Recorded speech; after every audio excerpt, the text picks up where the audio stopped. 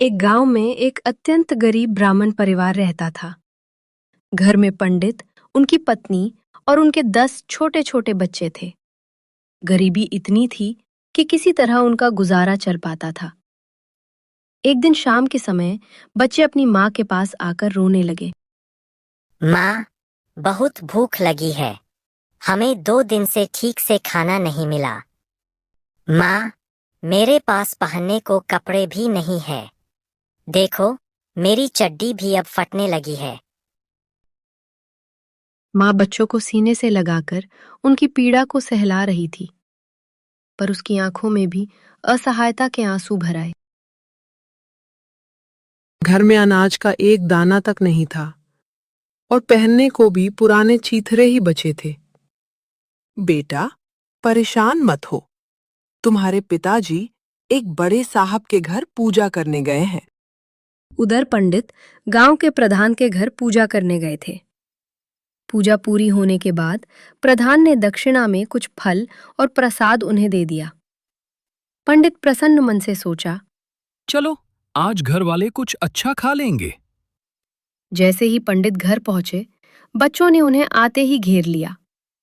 थैले से फल निकलते ही सभी बच्चे उन पर टूट पड़े और छीना झपटी कर खाने लगे। एक छोटा बच्चा रोते हुए बोला, माँ, देखो, सब खा रहे हैं, मुझे कोई नहीं दे रहा। माँ ने तुरंत कहा, अरे बच्चों, गोलू को भी दो, सभी को बराबर खिलाओ। लेकिन बच्चे इतने भूखे थे कि पलक झपकते ही सारा प्रसाद और फल खत्म हो गए। पंडित शर्मिंदा होकर पत्नी से बोले, सुनती हो, मैं तुम्हारे लिए कुछ भी न ला सका। सारा प्रसाद तो बच्चों ने ही खा लिया। पत्नी ने हल्की मुस्कान के साथ कहा, कोई बात नहीं जी, आप चिंता मत कीजिए, मैं पानी पीकर ही सो जाऊंगी। बच्चे खा लिए, बस वही मेरे लिए काफी है। उसकी आंखों में प्यार भी था और दर्द भी, और पंडित मन ही मन भगवान से प्रार्थना कर रहा था, हे प्रभु, कब तक मेरे परिवार की ऐसी परीक्षा लोगे? ऐसे ही करके दिन बीतते गए। घर में ना अनाज था, ना कपड़ा, ना ही किसी तरह की कमाई। पंडित रोज सुबह उठकर पूजा पाठ करने के बाद पूरे गांव में घूम घूम कर भिक्षा मांगते। गांव की गलियों में उनकी आवाज गूंजती। अम्मा, भिक्षा दे दो। भगवान करे तुम और धनवान हो जाओ। तुम पर सदा कृपा बनी रहे। कभी किसी के घर से मुट्ठी भर चावल मिलते, कभी किसी बूढ़ी माँ के हाथ से सूखी रोटी, और कभी तो खाली बर्तन और खाली हाथ ही वापस लौटना पड़ता। हर दिन की भूख, हर शाम की चिंता और 10 बच्चों का पेट भरने की जिम्मेदारी पंडित के कंधों पर किसी पहाड़ की तरह टूट पड़ी थी। लेकिन फिर भी पंडित कभी शिकायत नहीं करते थे। वो घर लौटते समय धीरे से ईश्वर से कहते, प्रभु, आज भिक्षा कम मिली, लेकिन कल जरूर कुछ अच्छा होगा। और घर पर सब बेसब्री से इंतजार करती कि आज पंडित क्या लाए। एक शाम पंडित की पत्नी चूल्हे के पास बैठी थी। दिन भर की थकान और भूख से उसका चेहरा उतरा हुआ था। धीरे से उसने पंडित से कहा, सुनते हो जी, मेरा मन कई दिनों से मालपुआ खाने को हो रहा है, लेकिन बच्चे तो कुछ भी खाने नहीं देते। हमारे हिस्से में तो कभी कुछ आता ही नहीं। पंडित उसकी बात सुनकर कुछ पल चुप रहे, फिर बहुत ही नर्म आवाज में बोले, ठीक है, आज रात जब बच्चे सो जाएंगे, तुम मालपुए बना देना। हम दोनों मिलकर पेट भरकर खा लेंगे। मैं भी कब से भरपेट भोजन नहीं खा पाया हूं। पत्नी ने कमजोर सी मुस्कान दी, जैसे उसके दिल में कई दिनों बाद एक छोटी सी खुशी की किरण जगी हो। लेकिन उसके मन में डर भी था। क्या सामान पर्याप्त होगा? बच्चे सोते समय जाग न जाएं? पंडित ने उसकी चिंता समझते हुए कहा, चिंता मत करो, ईश्वर दयालु है। आज रात हमारी भी बारी आएगी। और उस रात पति पत्नी दोनों चुपचाप इंतजार करने लगे कि कब बच्चे गहरी नींद में सो जाएं। रात हो चुकी थी, सारे बच्चे मंद रोशनी में अपने पुराने बिस्तरों पर सोए हुए थे। पंडित धीरे धीरे बाहर से थोड़ा सा आटा लेकर कमरे में आए। सुनो, आटा ले आया हूं। अब तुम मालपुआ बनाने की तैयारी करो। पत्नी धीरे से चूल्हे के पास गई और बोली, कड़ाही कहाँ गई? मैं तो रख कर भूल ही गई। तभी अंधेरे से एक छोटा बच्चा आंखें मलते हुए बाहर आया और बोला,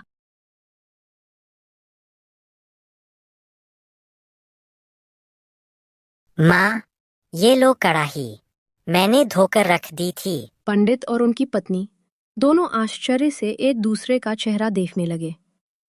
अरे, तू जाग गया? चलो, कोई बात नहीं, तू भी बैठ जा। बस ध्यान रखना, बाकी बच्चों को मत जगाना। बच्चा धीरे से आकर पास बैठ गया। अरे, मैंने गुड़ कहाँ रख दिया है? मिल ही नहीं रहा है। तभी दूसरा बच्चा धीरे धीरे कदम रखते हुए आया। माँ, ये लो गुड़, मैंने ही रखा था। पंडित और पत्नी फिर से चौंक गए। अरे बेटा, तू भी जाग गया? चल बैठ जा, बस और किसी को मत जगाना। दूसरा बच्चा भी उनके पास आकर बैठ गया। अब कढ़ाई में तेल डालने की बारी आई। तभी उसने कहा, अरे, तेल कहाँ रखा था? इतने में तीसरा बच्चा बिस्तर से उठता हुआ आया और बोला,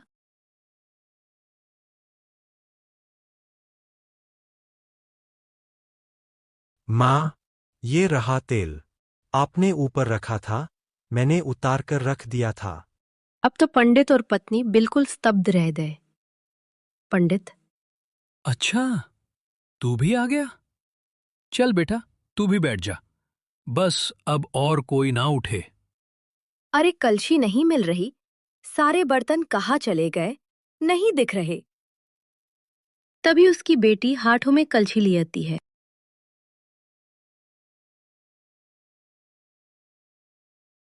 माँ, ये लो कलछी, मैंने धोकर रख दी थी।